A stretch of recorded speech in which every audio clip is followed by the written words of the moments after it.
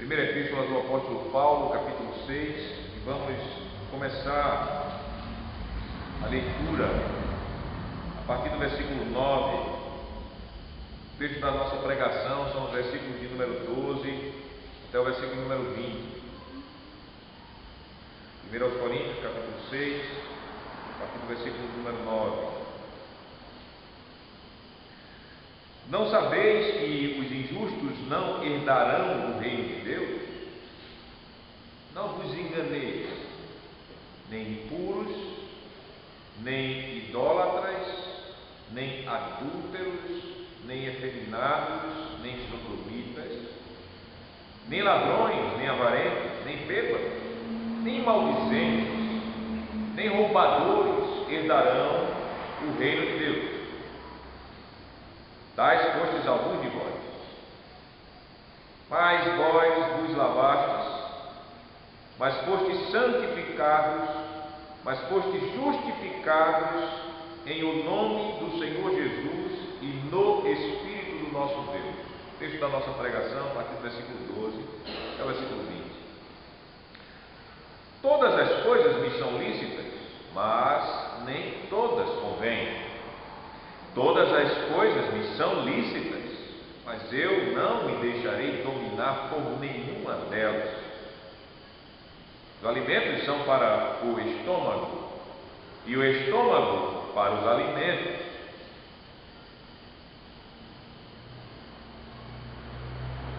Mas Deus destruirá tanto estes como aqueles. Porém, o corpo não é para a impureza, mas para o Senhor, e o Senhor para o corpo. Deus ressuscitou o Senhor e também nos ressuscitará a nós pelo seu poder. Não sabeis que os vossos corpos são membros de Cristo? E eu, porventura, tomaria os membros de Cristo e os faria membros de meretriz? Absolutamente não. Ou não sabeis que o homem que se une à prostituta forma um só corpo com ela? Porque, como se diz, serão os dois uma só carne. Mas aquele que se une ao Senhor é um espírito com ele. Fugir da idolatria. Qualquer outro pecado que uma pessoa cometer é fora do corpo, mas aquele que pratica a imoralidade peca contra o próprio corpo. Acaso não sabeis que o vosso corpo é santuário do Espírito Santo, que está em vós, o qual tendes da parte de Deus, e que não sois de vós mesmos, porque fostes comprados por preço? Agora, pois, glorificai a Deus no vosso corpo. Amada congregação do nosso Senhor Jesus Cristo, a questão da impureza sexual não é um mal de nossa geração.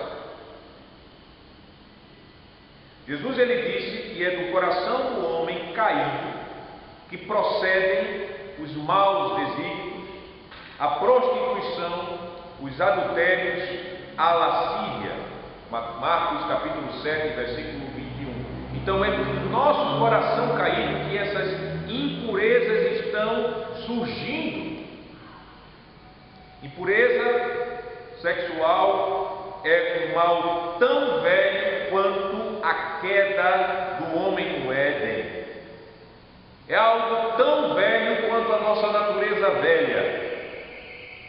O que foi, a partir de nossa queda lá em Adão, que a humanidade, por causa da corrupção de nossos corações, começou a produzir imoralidade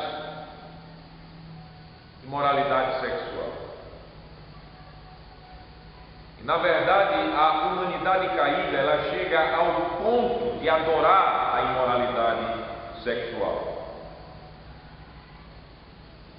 Por exemplo, eu acho que vocês já ouviram falar da palavra perfumes esse adjetivo afrodisíaco.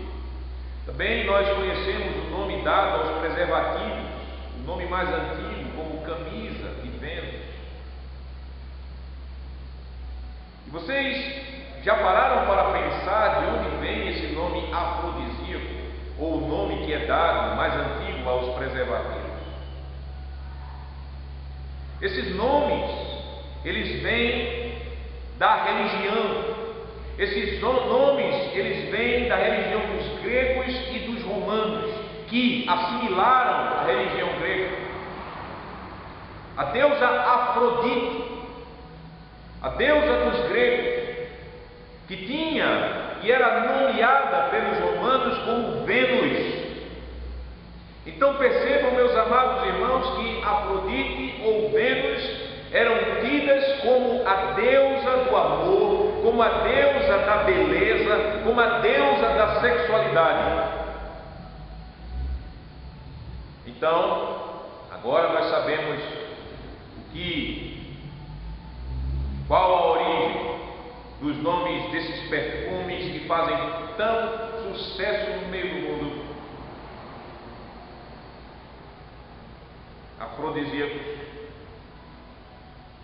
do nome que foi popularizado para os preservativos.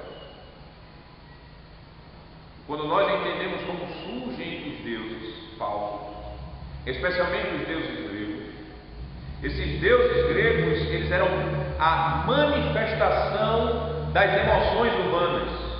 Os gregos, eles conseguiram pegar e construir deuses para si que reproduziam essa imaginação caída dos homens.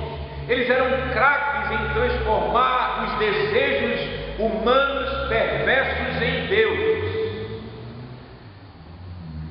E assim, Afrodite, ou Vênus, era a personificação da impureza sexual que há no coração do homem e que estava sendo vivida na sociedade do tempo que o apóstolo Paulo escreveu essa carta. Lá em Corinto era acentuada essa adoração à impureza sexual. Para você ter uma ideia, lá havia um templo da deusa Afrodite. Para vocês terem uma ideia como essa sociedade estava de fato afundada em impureza, nesse templo de Afrodite havia sacerdotisas prostitutas e prostitutos à disposição do povo. Para vocês terem uma ideia, a coisa era tão perversa que religião e fornicação estavam sendo misturados em adoração a esses deuses ou a essa deusa maligna.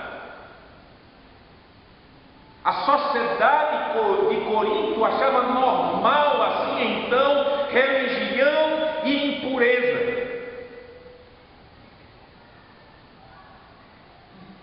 Calcula-se que em média haviam 200 sacerdotisas prostitutas. Esse é um pouco do contexto da carta aos Coríntios e da realidade que a igreja estava vivendo naquela época. Então, nós podemos entender por parte desse contexto muito bem o que estava acontecendo na igreja, aquela tolerância que a igreja estava tendo, até mesmo para imoralidades cavernosas que os crentes estavam praticando ali na igreja.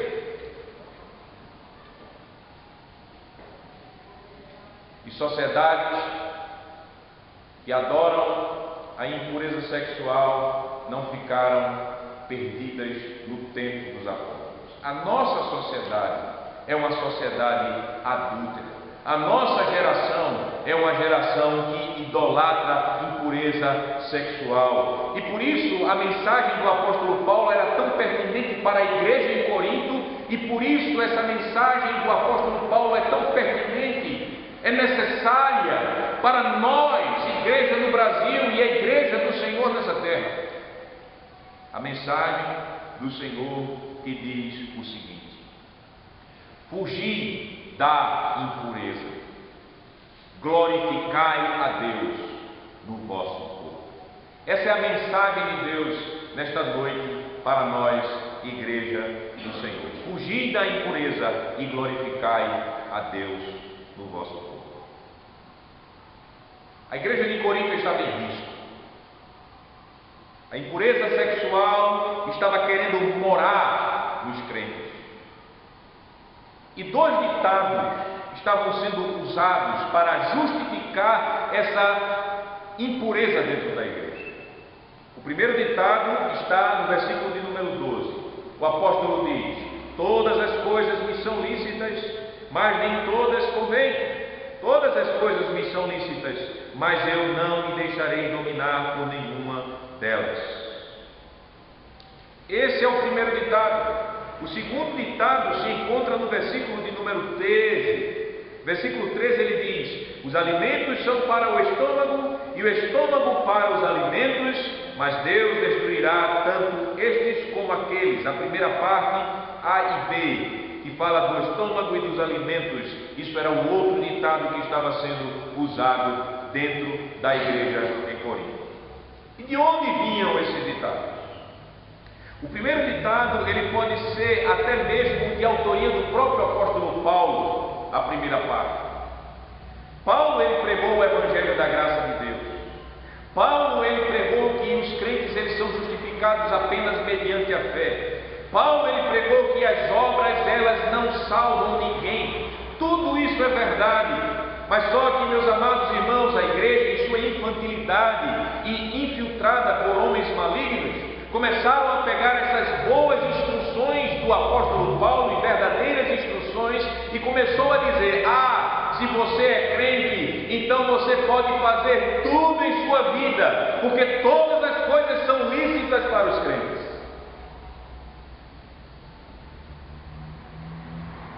Então, tomando a verdade, porque todas as coisas me são lícitas em um determinado contexto, o apóstolo Paulo, ele diz: mas nem todas me convêm. Todas as coisas me são lícitas, não há nada contra a lei, mas eu não me deixarei dominar por nenhuma delas.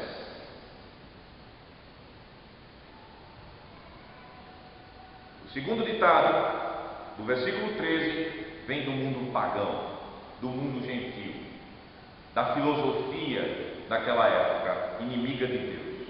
Esse ditado era: os alimentos são para o estômago e o estômago para os alimentos. Era um adágio que não tinha nada a ver com o funcionamento do sistema digestivo. Nada a ver com isso.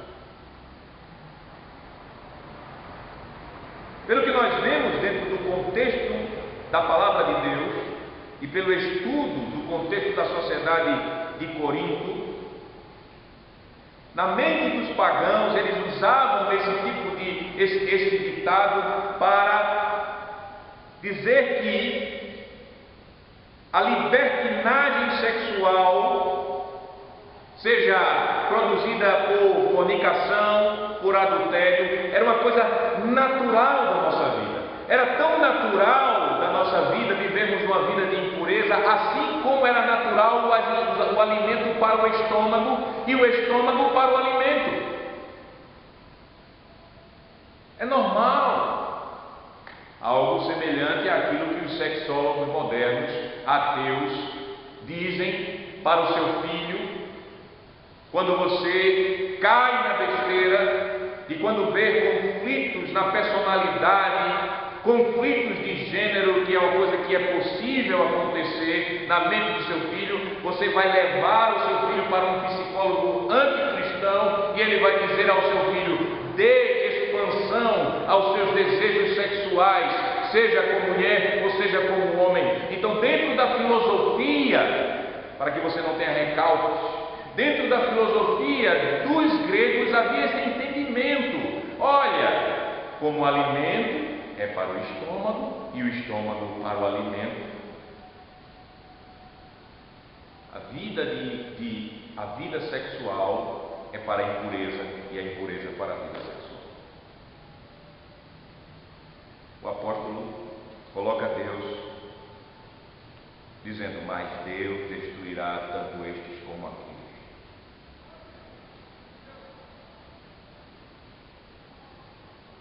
Todos esses dois ditados estavam sendo usados dentro da igreja. Para quê? Para que os crentes pudessem viver em fornicação, em prostituição, em impureza sexual. Todas as coisas me são lícitas. Obviamente, claramente, o sexo é uma coisa lícita. Claramente, é até algo natural o sexo, prazeroso a vida de relação, de conjugal, mas só é algo bom, algo abençoado, quando isto é praticado dentro do casamento.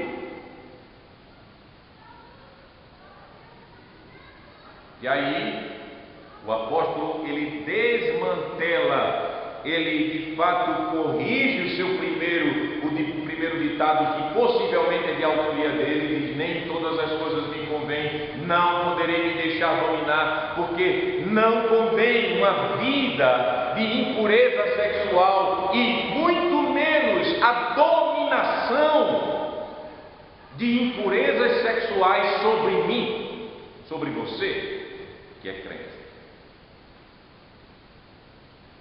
De fato, Deus destruirá os impuros e aqueles que vivem para a impureza, queimará um tanto quanto o outro. Então nós podemos ver, meus irmãos, que não cola para Deus e nem adianta os crentes tentarem distorcer a doutrina da graça ou usar a filosofia pagã, anticristã do mundo para justificar impurezas sexuais dentro da igreja. Não adianta. O Evangelho acaba com qualquer tentativa desse tipo.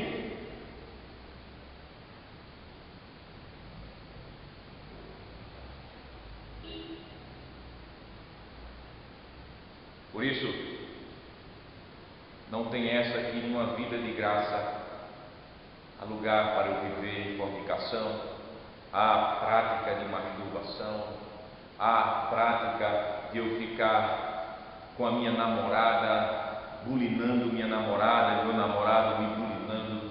Não há essa dentro da doutrina da graça de Deus, que eu possa ficar acessando pornografia, que eu possa sim estar ouvindo músicas que vão me levar à impureza sexual. Não há lugar dentro da doutrina da graça para nenhum tipo de distorção desse jeito, porque essas coisas não são lícitas para Deus.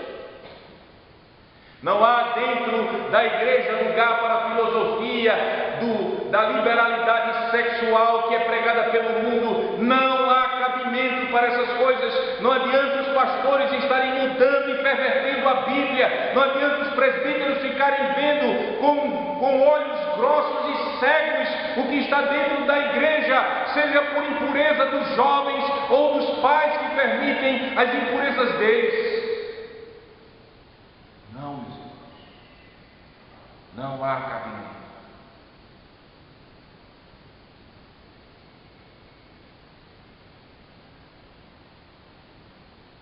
A palavra de Deus é muito clara, porém, o apóstolo continua no versículo de número 13, a dizer a propriedade do nosso corpo. De quem é o nosso corpo? Para quem é o nosso corpo? Ele diz: porém, o corpo não é para a impureza, mas para o Senhor, e o Senhor para o corpo. Vejam como o Espírito Santo ele trabalha o o assunto de impureza sexual dentro da igreja.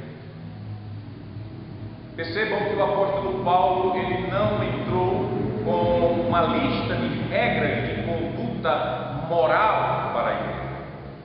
Isso que era muito comum no legalismo judaico. Pelo contrário, o apóstolo Paulo, ele vai pregar Cristo para a igreja. Ele vai expor o que Cristo é e o que Cristo fez para nós e para a nossa salvação. Ele diz: porque o corpo não é para impureza, mas para o Senhor. Esse Senhor aqui é Jesus, e o Senhor para o corpo.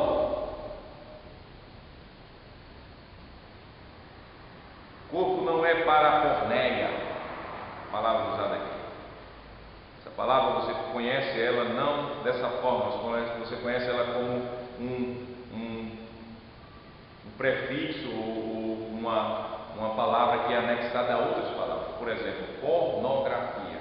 Essa palavra pornografia, a parte primeira, pornô, vem de porneia, tem essa origem. Pornofonia, pessoas que gostam de falar palavrões, que é impróprio, palavras chocarrices, piadas impróprias, pornofonia. Pornochanchado é uma coisa triste para o Brasil, é um termo que foi criado para caracterizar um tipo de arte, entre aspas, cinematográfica que foi criada no Brasil, um tipo de comédia que usa sexo ou coisas picantes para tirar riso. Pornochanchada. O apóstolo diz que o nosso corpo não é para a pornéia, não é para nenhum tipo de impureza, mas para o Senhor Jesus. O nosso corpo assim foi feito, nós sabemos disso, originalmente, lá antes da queda, para servir para a glória de Deus, para a glória do Senhor somente.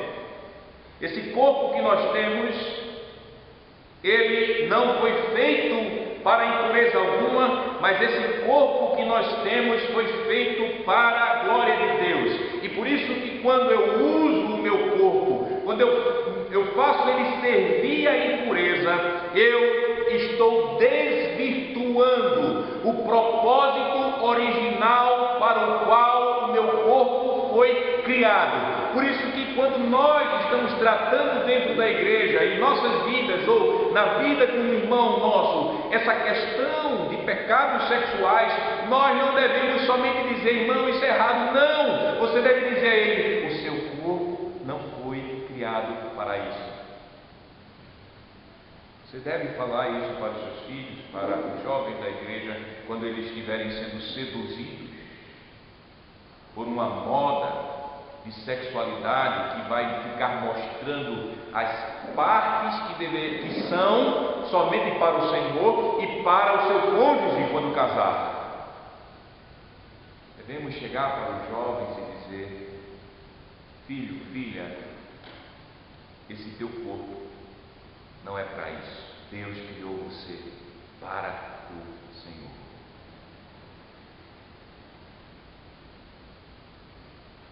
E ele deixa isso muito forte, que ele diz que o corpo é para o Senhor e o Senhor é para o corpo.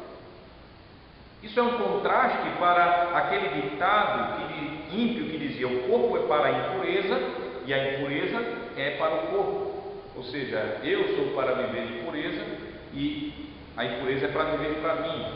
Alimento para o estômago para o alimento. São coisas que não combinam. Veja como é tão claro que Deus faz quando a gente coloca as coisas no dever no lugar. O pecado ele colocou tudo de cabeça para baixo, mas o Evangelho coloca tudo no lugar certo. Veja como é muito legal, jovens, isso. Não combina outro uso para o seu corpo, se não for servir para a glória de Deus. O nosso corpo, o apóstolo, você pode ver pelo Espírito, ele diz que o nosso corpo não é uma parte menos nobre e insignificante do ser humano, como pensavam os filósofos gregos. O apóstolo, ele diz, no versículo 14, depois de dizer a verdade que nós acabamos de ouvir, ele diz outra verdade. Ele diz: Deus ressuscitou o Senhor e também nos ressuscitará a nós pelo seu poder. Os filósofos gregos, eles não davam valor ao material, ao corpo material. Eles diziam que a mente, que o espírito são coisas mais elevadas. Isso não é cristão. Isso não é conforme a doutrina. Porque se o nosso corpo ele fosse algo desprezível, por que Jesus ele encarnou? Se o nosso corpo ele fosse algo desprezível, por que ele foi fisicamente, Jesus foi fisicamente ressuscitado? Se o corpo fosse desprezível, por que nós seremos ressuscitados pelo poder de Deus e para a glória de Deus na vinda do Senhor Jesus Cristo?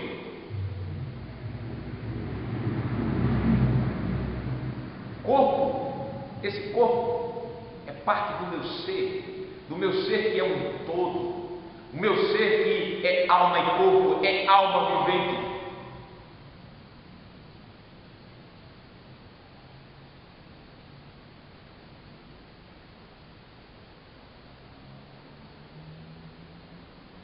Então veja, que quando o apóstolo ele coloca essa verdade, mostrando essa posição nobre e significante do corpo, ele de fato está exaltando o poder, a glória de Deus, o poder de Deus, para ele começar a tratar coisas mais específicas e mais pesadas que estavam acontecendo dentro da igreja de Corinto. Ele diz, versículo 15: Não sabeis que os vossos corpos são membros de Cristo? E eu, porventura, tomaria os membros de Cristo e os faria membros de meretriz? Aí a coisa ficou mais pesada.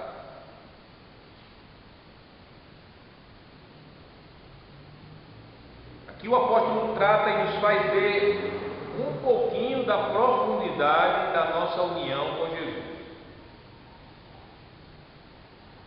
A nossa união com Jesus é completa ao ponto dos nossos corpos serem membros de Jesus, o texto diz. Os vossos corpos são membros de Cristo, o texto está dizendo. E isso é uma continuação do versículo de número 13, que disse que o nosso corpo é para o Senhor e o Senhor para o nosso corpo. É completa a nossa união com Cristo ao ponto que o corpo físico do cristão é um membro de Cristo. Nós somos membros do corpo de Cristo, a Bíblia diz, em um sentido espiritual, e o apóstolo está dizendo aqui, até mesmo um sentido físico. Nós devemos concordar. Devemos concordar porque Jesus, a Bíblia diz, Ele é carne de nossa carne, Ele é osso de nossos ossos. A Bíblia também diz claramente que Jesus, o Espírito dele, ele utiliza o nosso corpo para que nós possamos promover a glória dele mediante a comunicação do Evangelho. Quem é que nos fala quando o Evangelho é fielmente pregado? É Cristo, pela boca de homens, pelo corpo de homens. Cristo ele usa os nossos corpos para nós promovermos a comunhão e o amor fraternal entre nós, através de nossas ações. Estou ouvindo essas palavras do apóstolo, nós vemos como é completa a nossa união com Cristo. Não é uma união só espiritual, unidos a Jesus, até mesmo em sentido físico, carne da carne do Senhor. Agora, no versículo de número 15b, nós aprendemos que é um forte atentado contra Cristo um crente usar seu corpo para a prostituição. Quem se une com uma prostituta se faz um só corpo com ela, o apóstolo diz. Ou não sabeis que o homem que se une à prostituta, ou meretriz, forma um só corpo com ela? É uma pergunta. A resposta é sim. Por quê? Porque, como se diz, serão os dois uma só carne. Vocês lembram quando foi que a primeira vez isso foi citado? Essa expressão, os dois serão uma só carne. Foi lá em Gênesis capítulo 2, versículo 24, quando Deus, Ele formou a nossa mãe Eva e entregou a nossa mãe Eva a Adão. E Deus estabeleceu o matrimônio, Deus estabeleceu o casamento. E Deus disse que o homem deixaria seu pai e sua mãe e se uniria com a sua mulher, e ambos seriam uma só carne. O apóstolo, ele sabe que a igreja sabe disso, e por isso é tão séria a união com uma prostituta. É algo tão sério que não deveria ser aceitável para os crentes isto. Não há, meus irmãos, como se unir com uma prostituta e se unir com Cristo. É incompatível. É como rasgar o corpo de Cristo. É como se fosse um tipo de divórcio com Cristo. Pois aquele que se une ao Senhor é um espírito com Ele. No versículo de número 17 ele diz: mas aquele que se une ao Senhor é um espírito com Ele. Aquele que se une com uma prostituta forma um só corpo com ela. Mas aquele que se une ao Senhor forma sim uma unidade não só corporal com o Senhor, mas uma unidade espiritual com o Senhor. O texto nos diz. Dessa forma, pelo Espírito, nós somos unidos a Cristo, de modo que não deve haver espaço para relacionamentos impuros. Não deve haver espaço. E por isso nós devemos cumprir o mandamento que está no versículo de número 18.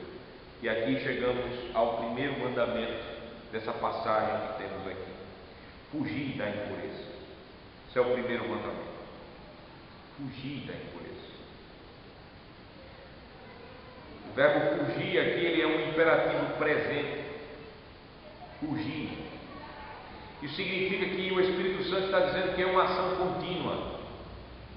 É uma ação que nós iremos fazer agora e permaneceremos a fazer. Fugir da idolatria. Assim nós podemos entender que a vontade do Espírito que não é de vez em quando que eu devo fugir da impureza, mas é sempre eu devo fugir da impureza. E aí o apóstolo ele vai dizer os motivos, vai asseverar motivos mais claríssimos porque nós devemos fugir da impureza.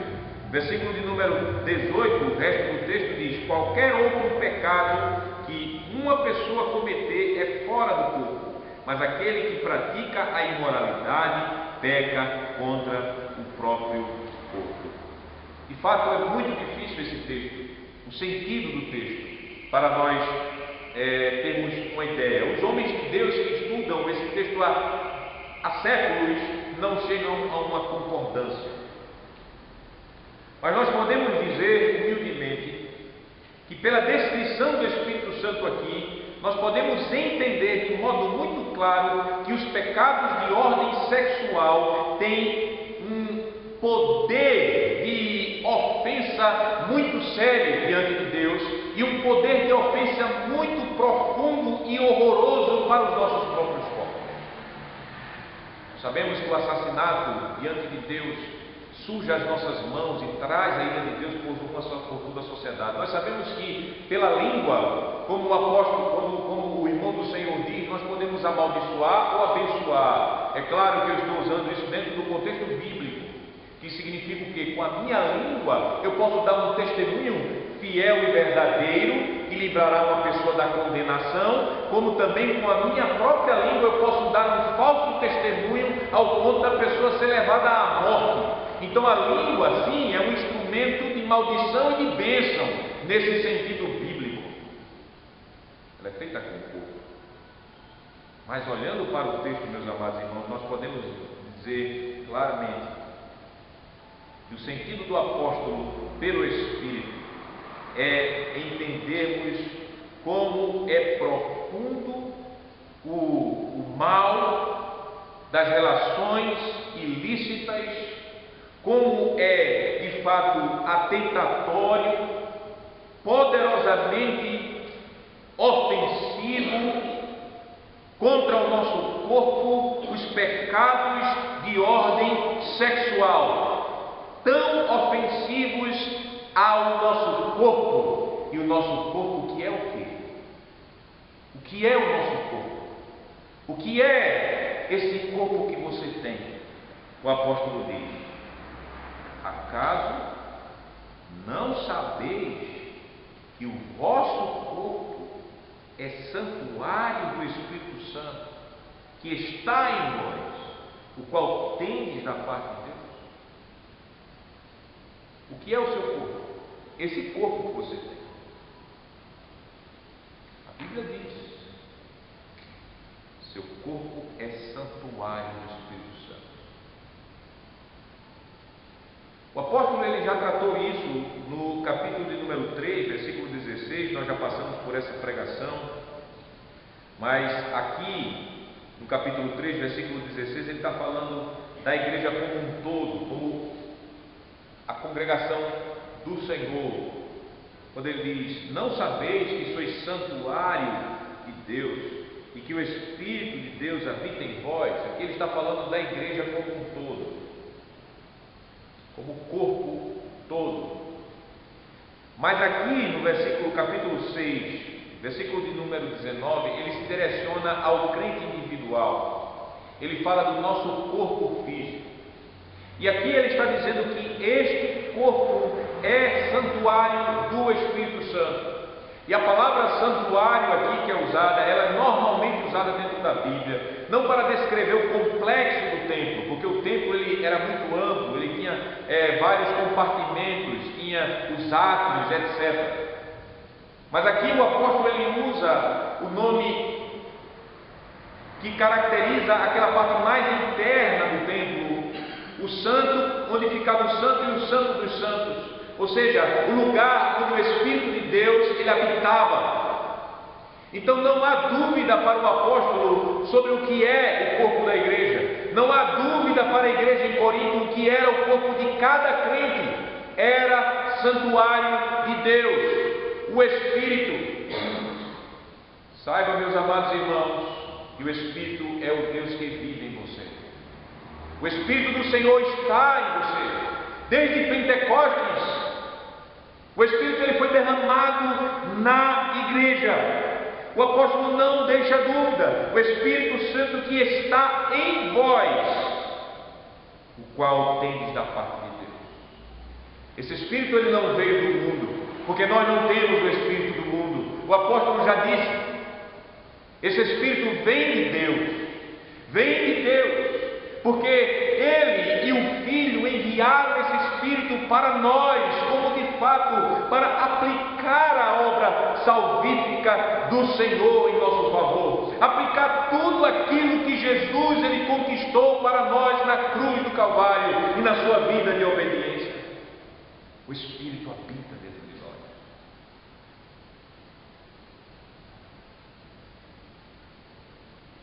de outra realidade. Esse Espírito que habita dentro de nós e que o nosso corpo não é de nós mesmos.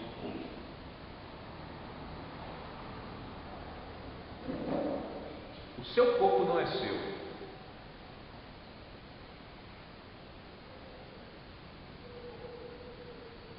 Não é uma propriedade que você pode usá-lo da forma que você quiser, para o que você quiser, para dar a quem você quiser. Não é.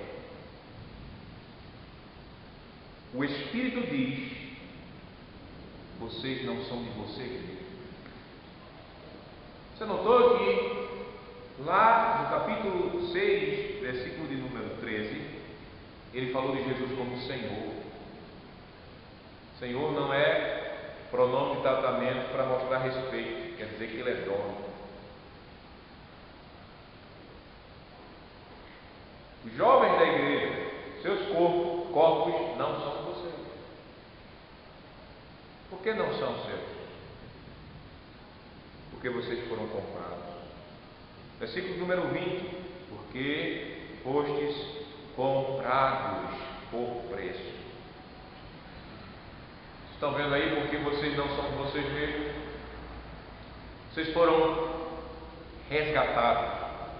Vocês foram comprados. A linguagem usada aqui é a linguagem que era normal naquela época, porque naquela época você poderia comprar escravos nas feiras. Imagina você chegar lá no Walmart com o seu carro, se fosse como hoje, um carrinho, de compras, e olhasse assim: eita, esse escravo aqui tá bom. Ah, eu gosto dessa menininha aqui, ela é tão bonitinha.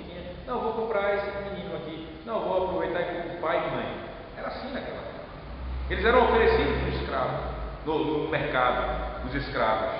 A escravidão acontecia, então aqueles que chegavam, queriam escravo, eles compravam aquele escravo, levavam para a sua casa e usavam-os como sendo servos dele dentro de suas casas. Eles pagavam por isso, eles compravam com prata. O texto está dizendo que nós fomos comprados, que os nossos corpos foram comprados. Agora nós sabemos que eles foram comprados sim, não com prata nem com ouro, mas com o precioso sangue de nosso Senhor Jesus Cristo. Foi esse sangue que foi dado como preço para que nós fôssemos dele. O apóstolo Paulo, ele falando aos presbíteros da igreja em Éfeso, no capítulo de número 20, no versículo de número 28, o apóstolo Paulo, pelo Espírito Santo, ele lembrou essa grande verdade. Os presbíteros tinham que cuidar bem da igreja, porque esta igreja foi comprada. O texto nos diz, Atos 20, 28: atendei por vós e por todo o rebanho sobre o qual o Espírito Santo vos constituiu bispos, para pastoreardes a igreja de quem? De Deus, a qual, a igreja, ele comprou com o seu próprio sangue. Deus comprou com o seu próprio sangue. Atos 20, 28. Deus comprou a igreja com o seu próprio sangue. Mas eu pergunto a você: qual Deus tem sangue?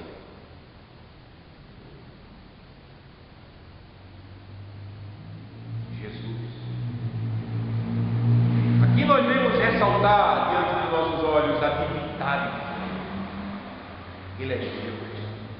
Ele é Deus com o seu próprio sangue, com um sangue humano, mas um sangue justo. E como nós confessamos nos cânones de Dort, um sangue que tem valor infinito, um sangue que tem poder para redimir toda a criação, se assim fosse a vontade dele, aplicar o poder do sangue dele para regenerar e resgatar até mesmo os demônios, e assim não foi a vontade dele, mas um sangue que tem valor infinito, porque é o sangue do Filho de Deus, o sangue do justo. Foi este sangue que foi derramado para que nós fôssemos comprados da escravidão do pecado e que nós servíssemos a Deus com os nossos corpos e com as nossas almas integralmente, para que eu não pudesse em momento algum me achar dono de mim mesmo.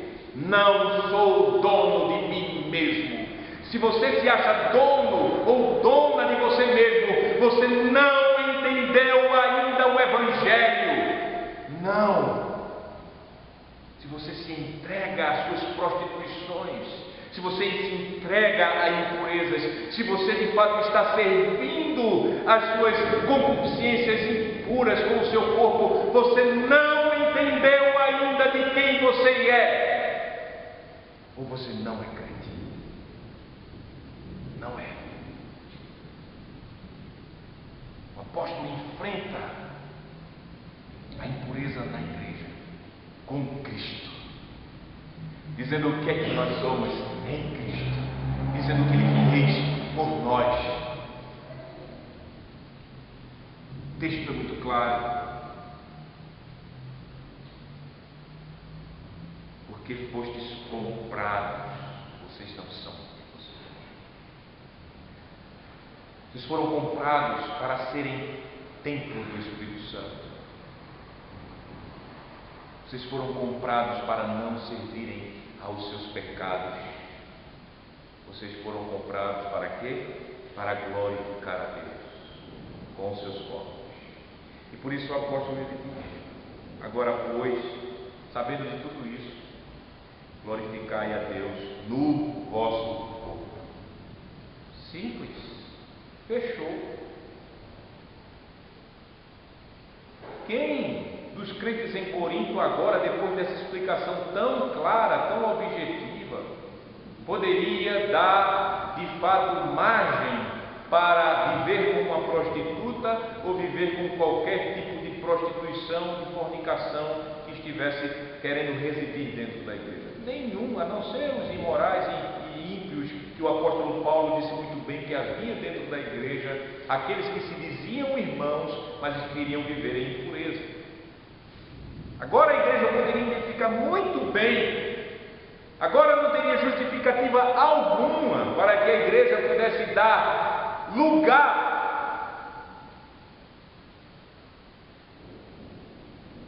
à libertinagem sexual.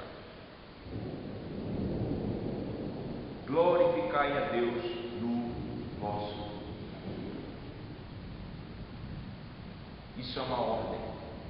Isso é um mandamento. Fugir da impureza. Glorificai a Deus no vosso corpo. Esse corpo que é templo do Espírito, esse corpo que foi santificado para Deus, esse corpo que de fato será ressuscitado no último dia, quando o Senhor voltar, se nós estivermos mortos. Esse corpo que deve servir agora, porque desde a criação foi criado para a glória e para serviço do Senhor, e que quando nós somos salvos por Jesus Cristo, essa obra de transformação restaura em nós e nos capacita para vivermos esse objetivo original em nossas vidas. Esse corpo que vai glorificar Deus em toda a eternidade, porque nós ressuscitaremos fisicamente para vivermos para a glória e serviço do Senhor eternamente em corpo e alma. Corpo e alma. Por isso, comece a glorificar a Deus agora no seu corpo. Comece a oferecer a sua vida completa como um sacrifício vivo e agradável a Deus, que é o vosso culto racional. Não dê brecha para essa sociedade caída, imunda, que tenta seduzir você, que tenta tornar natural a você todas as impurezas, que tenta de fato convencer você, cauterizar a sua sensibilidade para a idolatria sexual que se manifesta na moda, que se manifesta na música, que se manifesta na filosofia e nos pensamentos. Não ceda, mas glorifica ao Senhor, fugindo da impureza, guardando os vossos corpos para serem daquele que comprou esses fundos. Jesus, templo do Espírito Santo de Deus, glorifica o Senhor no vosso corpo. Amém.